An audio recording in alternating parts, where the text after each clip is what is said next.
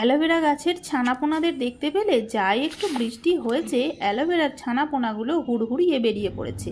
আর দেখো আমার যে অ্যালোভেরা গাছটা একখানা বড় আস্ত টবকে ফাটিয়ে দিয়েছিল, তার জন্য আবার একটা বড় অ্যালোভেরা গাছ নিয়ে চলে এসেছি। আর পেঁপে পাতাগুলো এই রোদ্দুরে বেশ ভালো শুকনো হয়েছে, তাই সেই পাতাগুলোকে কুড়িয়ে বাড়িয়ে বাগান থেকে নিয়ে চলে এসেছি। অ্যালোভেরা গাছের গোড়াতেই অনেকটা মাটি ছিল, গাছের গোড়ার শিকড়গুলো অনেক দিন থেকে থেকে পুরো জমে গিয়েছিল, ভালো করে খেলাতে পারছিল না, তাই জন্যই কিন্তু মাটিটা কেটেছি।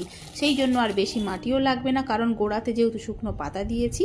আর ওপর দিয়ে খানিকটা সার আমি দিয়ে দিলাম, আর খানিকটা শাকও কিন্তু দিয়ে দিয়েছি। যেহেতু দুদিন পর বৃষ্টি হয়েছিল সোনায় সোহাগা, গাছগুলো বেশ সুন্দর জল পেয়ে গেল, আর মরার বা শুকনো হওয়ার কোনো চান্সই নেই। আর দেখো বৃষ্টিতে ভিজে কি সুন্দর গাছের গোড়া থেকে অ্যালোভেরার ছানাপোনা বেরোতে শুরু করে দিয়েছে। আর এই পাতার ডগগুলো কেন শুকিয়েছে জানো? কারণ প্রচণ্ড রোদ্দুরেতে রাখি বলে।